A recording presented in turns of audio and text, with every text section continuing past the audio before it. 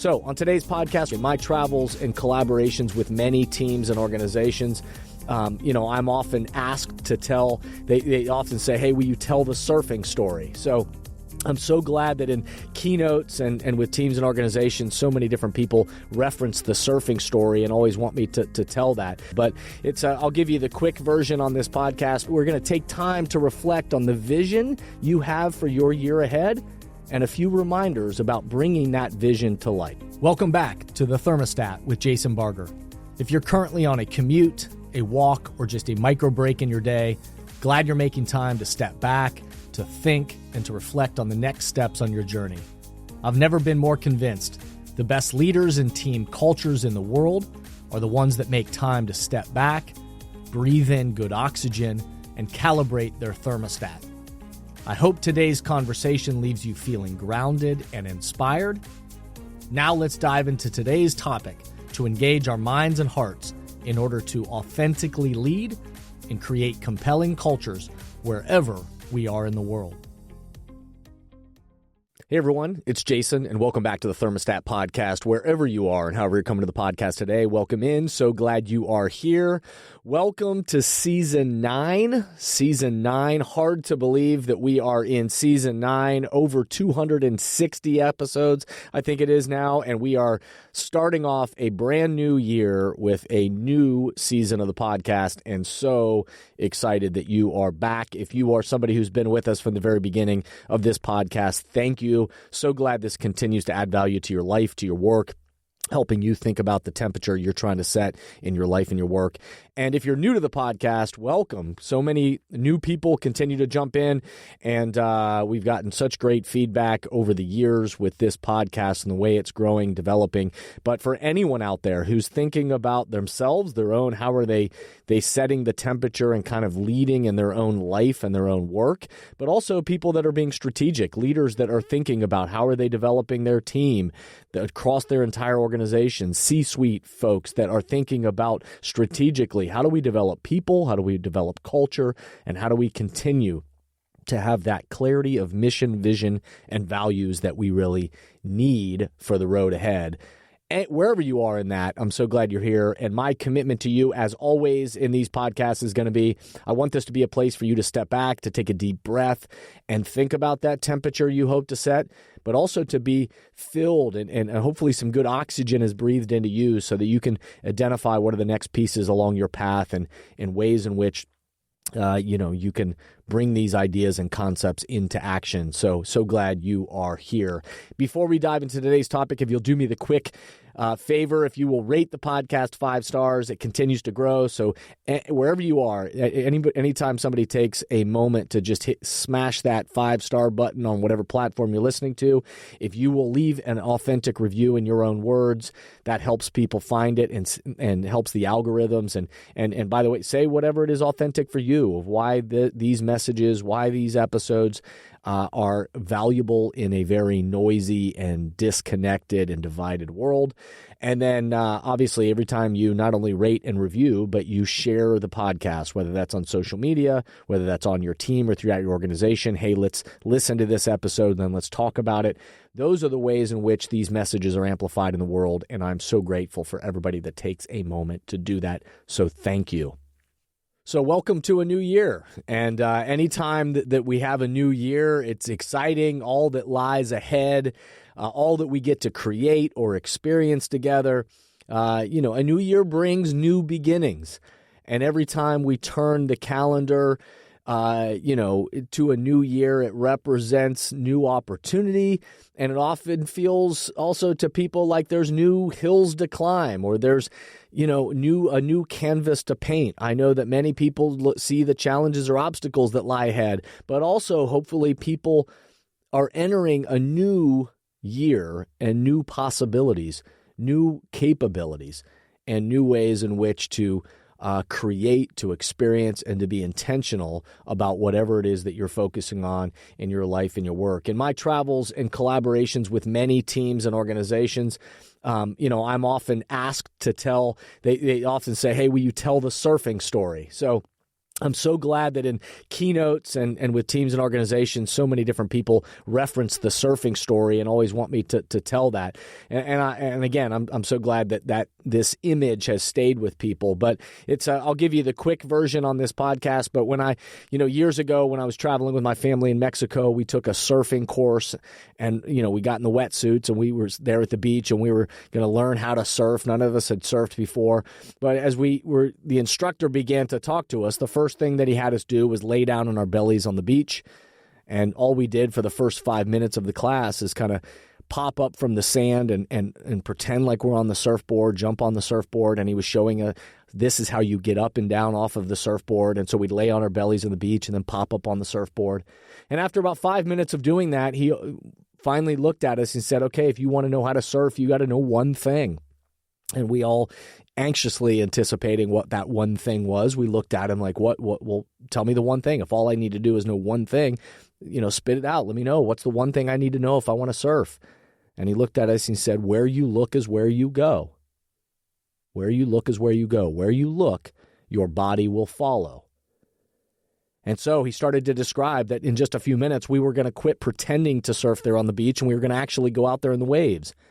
And he was saying that I promise you that if the first time that you pop up on that surfboard for real, if what steals your attention is all the waves that are crashing around you, all your own doubts, your fears, whatever it is that's going on in your mind, if those are the things that get your eyes, then that's where your body will go. If you start to compare yourself to the other surfers that are all around you, or you start looking down on the water wondering when Jaws is going to come up and get you, he said, where you look, your body will follow, and I promise you, you'll go right back down in the water.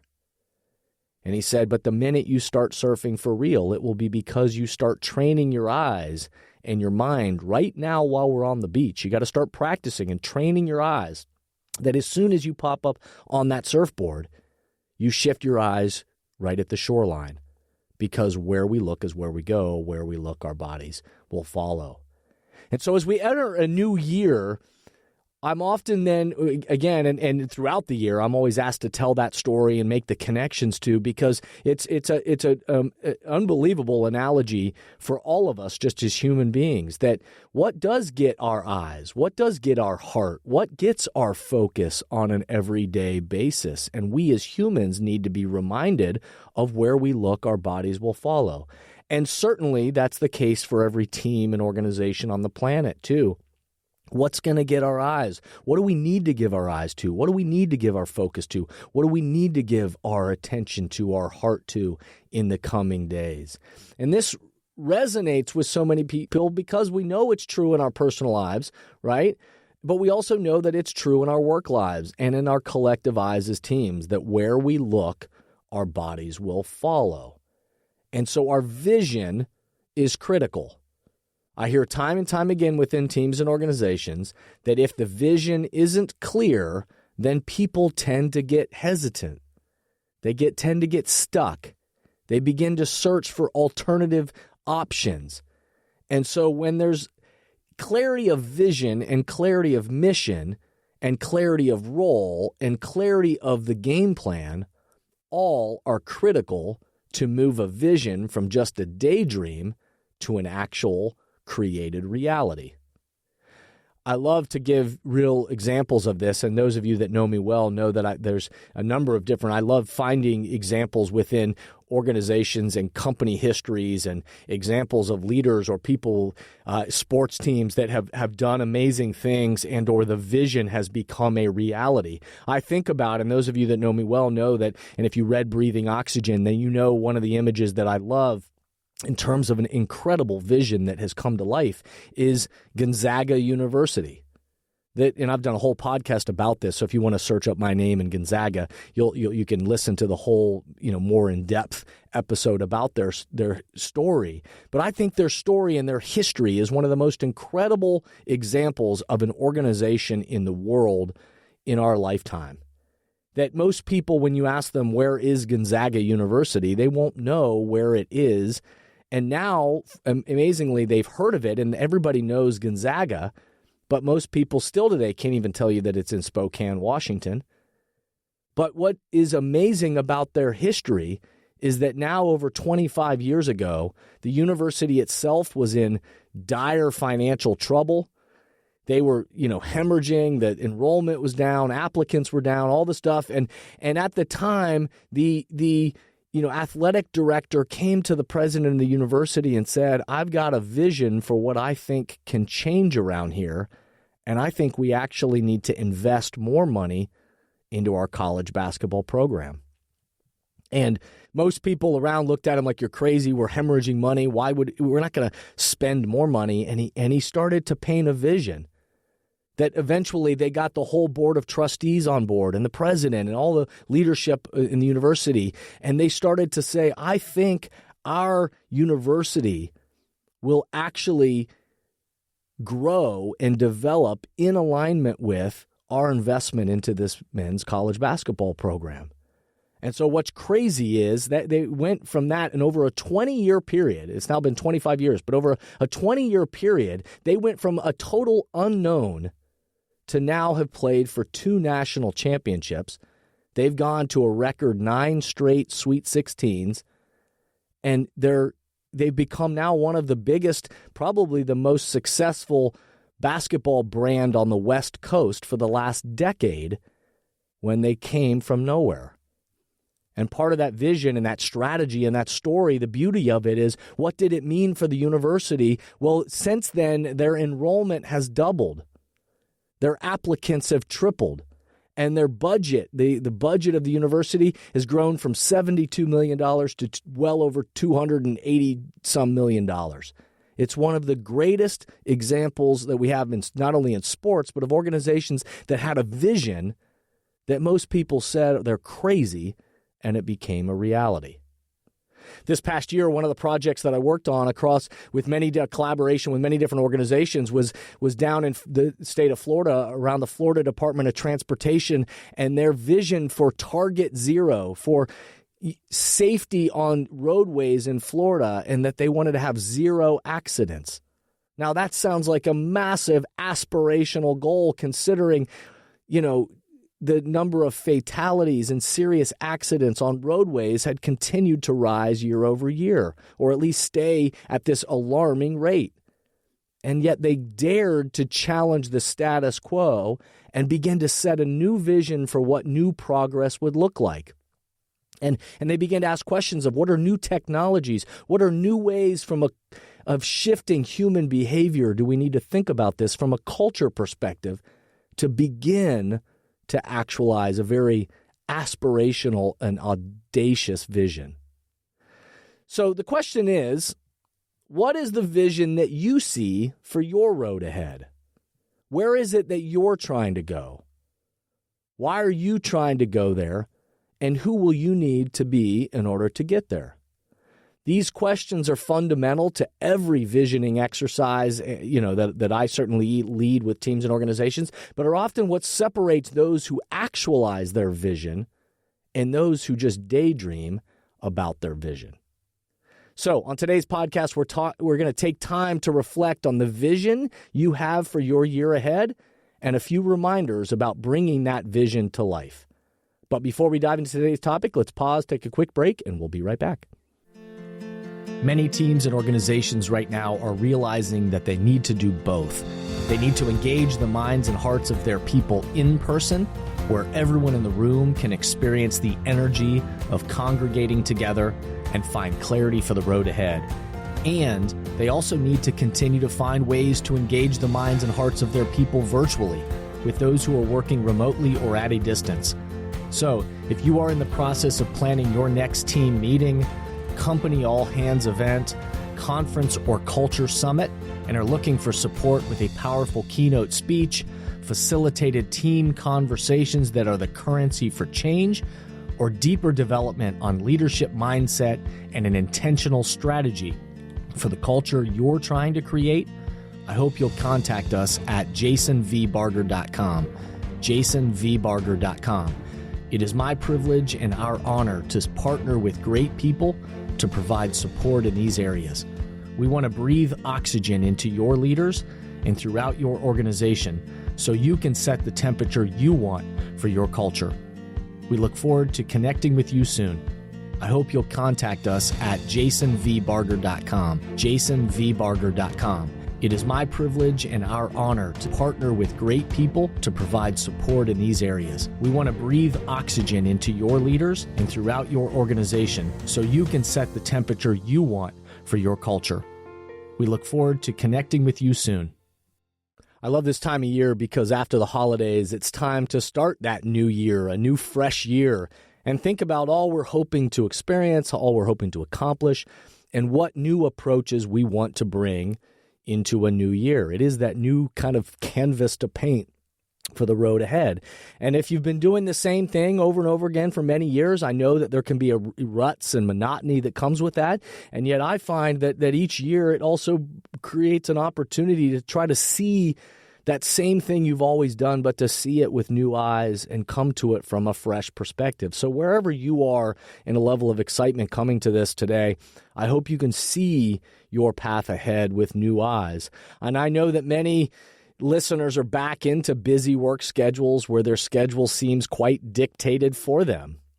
However, many are still reflecting on the type of leader or teammate that they want to be in the year ahead. And I know some teams and organizations are back to the way they've always done things. However, some are taking time to reflect on the new culture of how they collaborate and that they want to be different in the year ahead. I know some organizations that realize they can't become something new by just remaining exactly where they are. That growth, progress, and improvement is absolutely required now. And in years past, you may remember some of the language and mindsets that I try to carry with me into every new year.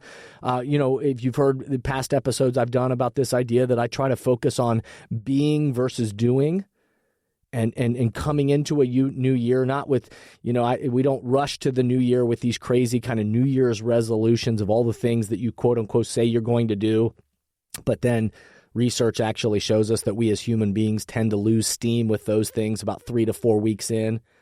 So rather than focusing on what we're going to do, to really focus and step back and say, who is it that I want to be? And let your being drive your doing. And that's a practice that I've been thinking about for a number of years now. For those wondering at home, again, not only for me personally, but within teams and organizations to step back and say, hold on, before we launch into all the things that we have to do, who is it that we're hoping to be as a team and as an organization in the year ahead? And let's let our being drive our doing. And so if anybody interested out there, I'll share an example of things that I've been reflecting on over the last month or so, is that I want my efforts to come in this new year. I want to be intentional about my being coming into the new year. And so some of the things I've been thinking about and holding out in front of myself for the year ahead is that I want all my efforts in the year ahead to come from a place of joy plus connection plus impact. Those are the words that, as I've been reflecting on this, continued to kind of rise to the surface for me. Is when I think about who do I hope to be in the year ahead, and what spirit do I hope to bring to the work of developing people and culture and clarity around mission, vision, and values for all the teams and organizations that I support, is that I want there to be this element of joy and connection and impact. And I'm putting everything through the filter of that this year. Will it bring me joy? And or can I bring joy to it? And I want to make sure that everything that I'm involved with, that I can bring joy and I can experience joy in what it is I'm doing. That doesn't mean everything's puppy dogs and ice cream, but I want to be real thoughtful about, am I bringing joy to the situation, and is it going to bring me joy? Does it build my level of connection and encourage the level of connection with others? I want everything that I'm involved with not only to be something that I bring joy to and I get joy from, but I want to bring a level of connection, and hopefully the work that I'm doing encourages and helps raise our level of connection with other people. And then I also want our not only joy and connection, but do our efforts actually have a positive impact on the people involved, but also on whatever it is, the mission or the results or whatever it is that we're aiming for. I want the work that we're doing and the mission that we have, I want it to actually have an impact, to make a difference and continue to see that we're stimulating progress in whatever it is that we're pursuing. That mantra is steering my planning for the year, my partnerships, my efforts, and I'm aiming to bring and create joy and connection and impact on results to everyone I'm in relationship with. Will it or will I be perfect? Of course not. But he or she who aims at nothing hits it every time. So I'm giving you an example of that's what I'm aiming for coming into the new year. I've also talked in the past about setting your own GPS in accordance with that being. And so, so that the being can drive the doing. And the GPS of our being, is goals, passion, and service. So to once you're clear on who that is that you want to be, well, then what would be the goals? So the GPS, the goals, what are your biggest goals for the year ahead based on who you hope to be, not just what you want to do, but if you want to be joy, connection, and impact. So what would be the goals for that? And so then what passion? How, your GPS is goals, passion, and service. So how will you show passion and energy and focus on those goals? And service. Who is the goal and service of or for? And do you have clarity? And it can be multiple, by the way. Example, and I'll give my example again. How can I serve my partnerships better? What do they need? What do they want? What are they seeking? And how can I serve that and reach them in a way that helps their mission come to life, and that I can be a value add to them and serve them in that way? I think about it in my personal life. How can I serve my wife and our marriage better? What is that? What does she want? What is she seeking? How can I serve my kids at the ages they are in their own development? What do they need? What are they seeking? And I'm a part of their success and their relationship too. And so what do I want with and for them? And again, you can go back and listen to old episodes where I talk about some of this stuff. But so this is the time of year where to think about who it is that we want to be. What is that vision that you see for the road ahead? And what is that GPS for you, your goals, your passion, your service? And this is also the time of year where the poet Eugene Ware's words always echo in my head. In fact, I have it written across the big giant dry erase board in my office still, that all glory comes from daring to begin. I love that phrase, all glory comes from daring to begin. And these words always take me back to the beginning of my own journey of writing, speaking, and consulting. And I think about those days of writing my first book, Step Back from the Baggage Claim, and the ambiguity of where was any of this leading and who was ever going to care. The idea of quitting my job and but yet these words echoed in my head of all glory comes from daring to begin, daring to put yourself out there, daring to go down a path and to follow things you're passionate about, and daring to connect with people and add value to what they're trying to accomplish. And so all of a sudden, I think about the feeling that arose each day as I was daring to put myself out there, to share my thoughts and be willing to go create and share messages that I thought were important. And the reality is then 16 years later, and 4 books and countless number of speeches and amazing company and organizational partners and leaders, and those words still ring true. That even on a new year, and a new place, wherever we are, that all glory comes from daring to begin, and that daring to begin isn't a one-time thing. So what are we going to dare to begin again in the new year? And to not just rest on whatever we've created or whatever it is that you're working on, but to make sure that you're continuing to challenge yourself to see beyond that status quo. And what does it mean to lean forward, to grow, to share, to stimulate progress, to dare to begin again today? And of course, I'm not just talking about our professional work life and pursuits, although I know many people are going to be thinking about that from the context of their team, their organization. But I'm also talking about the impact we have in the world and the relationships around us. I think about those words in terms of what it might mean for me to dare to begin again as a husband, to dare to begin again as a father, to dare to begin again as a friend, or to try something new to make a positive impact in some way in the world around me. Daring to begin again is a mindset. And my hope for myself and for anyone listening is that we will challenge ourselves in the year ahead to dare to begin again. And so, as always, with this podcast, I love leaving us with a couple of things to ponder, some questions to ponder along the way. And so I'll just ask the questions to you. What is your vision for the year ahead? What do you want to be different in your life and your work? What mantra or GPS, the goals, the passion, the service, do you want to lead your way forward? And what does daring to begin mean for you in the year ahead?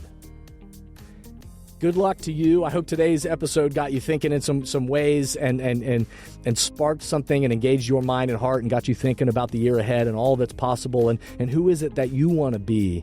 And what is that the goals, the passion, the service, and what does it mean to dare to begin again? And so good luck with your personal vision for the year ahead, and good luck with the culture you're hoping to create with all on your team and throughout your organization or in your life. And if I or we can be supportive to you in any ways, I hope you'll reach out to us, jasonvbarger.com, jasonvbarger.com. Share with us if we can help collaborate or think about how are you developing your people, your culture, that clarity of mission, vision, and values. Certainly reach out to us or let us know in ways that we can help you with this podcast. If there are questions or ways in which we can continue to create content to meet you where you are, I look forward to hearing from you, jasonvbarger.com. I hope you'll continue to keep tuning in. I hope you'll, again, Google my name and whatever topic we got that you're interested in. We've got 260 some episodes now, so you'll be able to find something, hopefully, that resonates with you in your life and your work. I hope you'll continue to rate the podcast 5 stars and leave an authentic review and share it with the people in your life that to help amplify these messages but people that you think these messages will add value and help them with that next step along their path. So, again, cheers to you, cheers to me, cheers to us on the path ahead to know that the future of leadership is you, is me, is us. We have an opportunity to set the temperature that we want. We have an opportunity to be courageous, to breathe oxygen into ourselves and others, and to continue to be those thermostats for others in the world today. So remember that the best leaders, teams, and cultures on the planet stimulate progress by calibrating that thermostat together. Step back, remember, be a thermostat, and breathe good oxygen. Thank you for listening to today's podcast, and I hope the messages and questions stimulate positive change along your path. As always, if these messages resonate with you and add value to your life, I hope you'll help amplify them throughout the world. Please rate, comment, and share on whatever podcast or social media platform you're using, and share this podcast with the people in your life or work who should be part of these conversations. That way, this spirit does, in fact, spread. If these messages or developing leaders and culture would be helpful to you and your organization, please contact us at jasonvbarger.com, jasonvbarger.com. And remember, we are all ambassadors for the culture we want to create in our life and work. We have to own the vision we want to be a part of.